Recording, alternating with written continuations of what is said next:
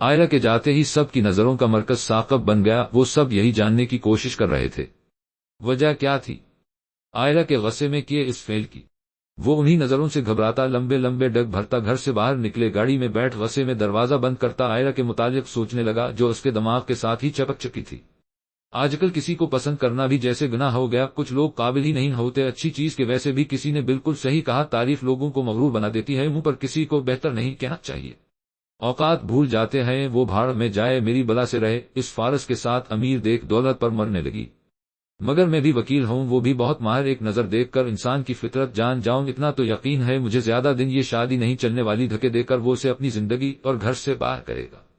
تب یاد آئے گی اس سر پھری لڑکی کو میری ضرور ملوں گا۔ تم سے اس وقت دیکھنا چاہتا ہوں، نظریں کیسے ملا پاتی ہو، مجھ سے اس قابل ہی نہیں بچو گی۔ منہ ہی منہ میں بڑبڑاتا وہ نہ جانے کیا سوچے جا رہا تھا، کون سی پلنگ کر رہا تھا۔ مجھے نہیں لگتا آپ کا تجربہ اب کی مرتبہ درست ہے یا کام آئے گا۔ یہ شادی ویسے تو ختم ہونے سے رہی جب تک ایک سٹرانگ پلنگ کے ساتھ اسے ختم کیا نہ جائے۔ اچانک سے اپنی ہی گاڑی میں بیک سیٹ پر بیٹھی کسی لڑکی کی آواز سن چونک کر وہ پیچھے کو مڑا۔ تم یہاں کیا کر رہی ہو، تم ادھر کیسے آئی میری گاڑی میں؟ حیرانی سے وہ سوال کر گیا۔ وہ سب چھوڑیں، آپ اصل بات پر آتے ہیں، میرا اور آپ کا مقصد ایک ہی ہے، آئرہ کی اکڑ توڑنا، اسے اس گھر سے باہر نکال، اس کی اوقات بتانا۔ آئی ڈونٹ نو اس بدتمیز جاہل غریب لڑکی میں سب کو کیا دکھائی دیتا ہے، کون سے ہے جڑا ہوا اس کے ساتھ جو مجھے تو کبھی نظر نہ آئے۔ خیر میں فارس کی زندگی سے اسے بہت دور کر دینا چاہتی ہوں، دفعہ ہو جائے یہ بس، بعد میں جو بھی ہو اس کے ساتھ مجھے کوئی مطلب نہیں۔ انتہائی ایٹیٹیوڈ کا مظاہرہ کرتی وہ جیسے انہیں حکم دے رہی تھی۔ اپنے کام میں مدد کرنے کا ایک آئی برو اٹھائیے ثاقب صاحب اسے گھورنے لگے۔ تمہیں یہ کیوں لگا میں ان سب میں تمہارا ساتھ دوں گا؟ مجھے اس کی ضرورت نہیں، ویسے ہی آئرہ میری ہو جائے گی۔ بدلے میں انہوں نے بھی ایٹیٹیوڈ دکھاتے اسے منع کر دیا۔ وہ ریلی ٹھیک ہے، انسان کو کانفیڈنٹ ہونا چاہیے، بٹ اتنا وہ مائی گاڈ، کبھی غور سے اپنی شکل دیکھی ہے؟ اچھے سے اندازہ ہو جاتا عمر کا بال تک جھڑ چکے ہیں تمہارے فارس جیسے پرفیکٹ موسٹ ہینڈسم بوائے کو چھوڑ وہ تمہارے پاس آ کر منتیں کرے گی کیا کہ پلیز اسے اپنا لو حد ہے واٹ آ جوک۔ بات سنو میری، اس گوار لڑکی کو توڑنا ہوگا ہمیں، تاکہ اس کے بعد جو بھی فیصلہ کریں اس کے گھر والے کریں، جسے قبول کرنا مجبوری ہوگی۔ وہ تو پہلے سے ہی انتہائی بد لحاظ منہ پھٹ قسم کی لڑکی تھی، تبھی صاف صاف سچ سے سامنا کروا دیا ثاقب صاحب کا، جن کا منہ صدمے سے کھلے کا کھلا رہ گیا، پر آلوشا کی بات میں دم تھا، اسی وجہ سے انہیں راضی ہونا پڑا۔ پریگننٹ ہے وہ، بچے کے ہونے تک طلاق ہونا ممکن نہیں۔ منہ سجائے بولتے وہ آلوشا کے سامنے اپنی رضامندی ظاہر کر گئے کہ وہ بھی تیار ہے اس کا ساتھ دینے کو۔ آئی ڈونٹ تھنک سو وہ پریگننٹ ہو سکتی ہے، ڈرامہ ہے سارا اس کا، اور اگر پھر بھی وہ ہوئی پریگننٹ یہ اتنا بڑا ایشو نہیں، کسی بھی حادثے میں بچہ مر نہیں سکتا۔ کیا اصل مدعا یہ ہے تم میرا ساتھ دو؟ فارس کو اس سے دور کرنے میں باقی کا سب میں سنبھال لوں گی۔ ویسے بھی جتنی انسلٹ تمہاری کر چکی ہے وہ کوئی بھی غیرت مند انسان بدلا تو ضرور لیتا۔ دو محبت کرنے والوں کو جدا کرنے کی خاطر دو برے لوگ آپس میں مل گئے، نہ جانے اب وہ دونوں مل کر کیا کرنے والے تھے۔ وہ بیڈ پر بیٹھی اپنی پیشانی دو انگلیوں سے دبا رہی تھی۔ ثاقب نے آج صحیح سے دماغ خراب کیا تھا، اس کا اتنا غصہ تو شاید کبھی زندگی میں نہ آیا اسے جتنی آج وہ پاگل ہو رہی تھی۔ ہوا کیا ہے تمہیں؟ بنا نوک کیے فارس اس کے پیچھے ہی کمرے میں داخل ہوا۔ آئرہ کا موڈ فی الحال کسی سے بات کرنے کا نہ تھا، سرخ ہو چکی آنکھوں کا رخ اس نے فارس کی طرف کیا۔ پلیز تم جاؤ یہاں سے، میرا موڈ کسی سے بات کرنے کا نہیں ہے، تمہارے سوالوں کا کوئی جواب نہیں دینا چاہتی میں، سو مجھے اکیلا چھوڑ دو پلیز۔ اٹھ کر وہ باتھ روم کی طرف بڑھی، پر راستے میں ہی فارس نے اس کا ہاتھ پکڑ لیا۔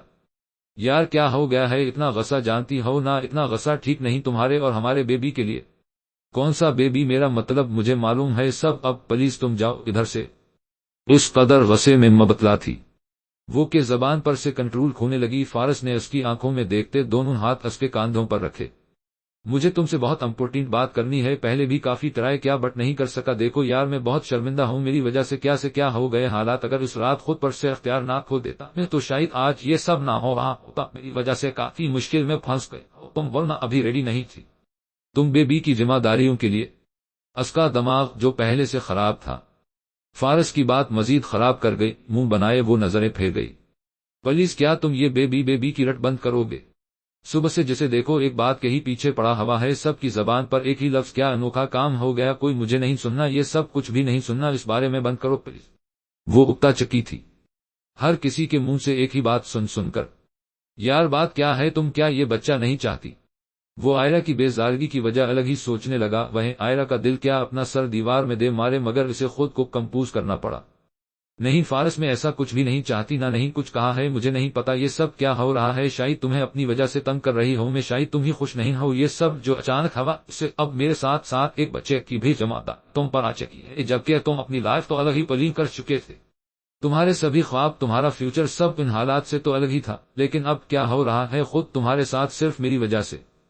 وہ غور سے اس کی آنکھوں میں دیکھتی مایوس ہوتی، نہ جانے کیا تلاش کر رہی تھی۔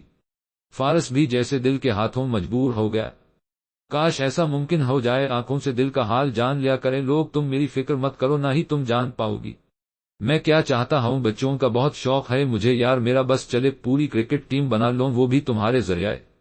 اس کی بات آئرہ کے چہرے کا رنگ پڑا گئی، وہ خوفزدہ ہو چکی تھی۔ اتنے بچوں کا ہی سن وہیں فارس اس کے زرد چہرے کو دیکھ قہقہ لگائے ہنس دیا۔ ریلیکس یار مذاق کر رہا تھا، اپنی خوبصورت بیوی کو زیادہ تنگ نہیں کروں گا میں، نازک سی جان ہو کہاں میری ڈیمانڈ پوری کر سکو گی۔ باخوبی وہ ایک دوسرے کے دلی جذبات آنکھوں کے ذریعے جان پا رہے تھے۔ بے اختیار آئرہ اس سے اظہار محبت کرنے لگی، وہ سبھی احساسات اسے بتانے لگی جو دل میں چھپائے ہوئے تھی، وہ مگر آلوشا کا بنا نوک کیے کمرے میں گھسنا انہیں ڈسٹرب کر گیا ہے۔ اور وہ کہیں میں غلط ٹائم تو نہیں آ گئی، خیر کیسے ہو تم دونوں؟ ایکچولی فارس بہت سوچ بچار کے بعد ایک فیصلہ کیا ہے میں نے، جو بھی ہوا تم دونوں میں مجھے سب قبول ہے، صرف تمہارے لیے فارس، تمہاری محبت میں مجھے یہ بچہ بھی قبول ہے، کیونکہ اس کی رگوں میں خون تو تمہارا ہی ہوگا۔ اب سے میں آئرہ کا خیال خود رکھوں گی، اپنی نگرانی میں اس بچے کے پیدا ہونے تک آئرہ کی دیکھ بھال کروں گی، اور پھر جب یہ بچہ اس دنیا میں آ جائے گا ہم دونوں مل کر ہمارے بچے کی پرورش کریں گے۔ تب آئرہ تم کچھ ایکسٹرا پیسوں کے ساتھ طلاق لیے کہیں اور شادی کر لینا، ابھی عمر ہی کیا ہے تمہاری، اتنی دولت کے بعد تو کوئی بھی باخوشی شادی کر لے تم سے۔ آلوشا کی بے ہودہ بات ان دونوں کو زہر لگی، فارس کے چہرے پر آنے والی سنجیدگی کافی خطرناک تھی۔ او وہ ہیلو، جب بچہ پیدا کر سکتی ہوں میں تو اس کی پرورش کرنے کا بھی سلیقہ ہے مجھ میں، نہ تو مجھے کسی کیئر ٹیکر کی ضرورت ہے، نہ میرے بیبی کو کسی بیبی سیٹر کی ضرورت۔ تھینک یو سو مچ تمہاری اس آفر کے لیے، جو بالکل نہیں چاہیے۔ وہ بھی بنا کسی لحاظ کے منہ پر منع کر گئی اسے۔ دماغ ٹھیک ہے تمہارا، اتنا ایٹیٹیوڈ کیوں دکھا رہی ہو؟ فارس بیبی دیکھو نا اس بدتمیز لڑکی کو کیا کہہ رہی ہے یہ، اب کیا طلاق کے بعد ہمارے بیبی کو یہ اکیلی پالے گی؟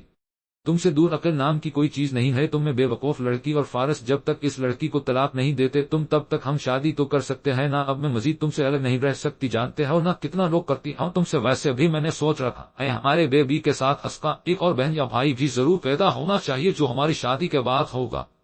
کتنا مزہ آئے گا نہ جب وہ دونوں ایک ساتھ دنیا میں آئیں گے۔ اس کی بات فارس اور آئرہ دونوں کو شوکٹ کر گئی، آخر کیسی لڑکی تھی وہ جو فارس کی دوسری بیوی بننے کو بھی تیار تھی؟ کیا زد اور لالچ میں اتنی اندھی ہو گئی وہ جو یہ بھی نہ دیکھ پائی فارس کتنا بدل چکا ہے؟